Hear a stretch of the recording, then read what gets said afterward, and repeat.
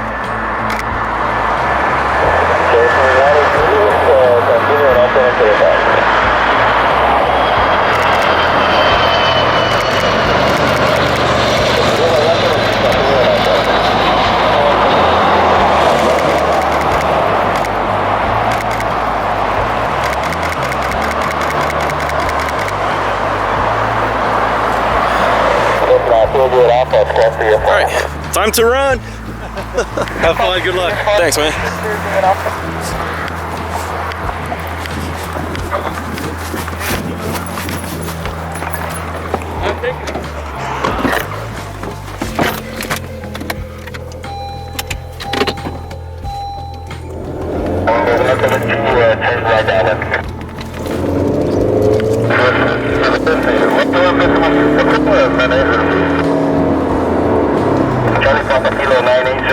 Turn left at the edge.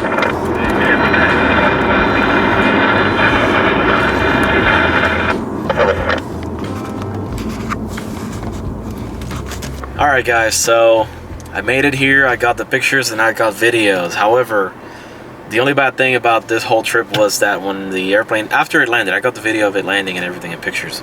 But after it landed, a friend of mine told me, hey, you need to go to this spot because the airplane is going to go ahead and taxi right in front of you, so you can get pictures of it taxiing and from the other side. Another friend of us told me, hey, you can jump on top of my truck and take pictures, but the truck, he was over there and I didn't want to interfere with or interrupt his the photos and stuff. So I went ahead and jumped out of the truck and started shooting old school, through the fence, the pictures. I had the camera attached to the top of my camera. I have this camera attached to the top of my Canon 60D, so you would see the video of it taxiing, but I thought I was recording and I was not recording. Damn it. So I didn't get that footage of the aircraft taxiing, so I only got pictures of that. But the pictures came out pretty good. They came out perfect. Actually, it's a perfect day out there today. Look at that. It's clear skies, not a single cloud in the sky. Temperature is great. It's 55 degrees and it's awesome. I mean, perfect. I got super sharp shots and I'm super happy with it. So it's time now to go back home and drive like 4 more hours home. So I'm gonna take it slow and steady this time. I'm not gonna rush it and go 100 miles an hour or something trying to get there to the place. So I'll see you guys next time.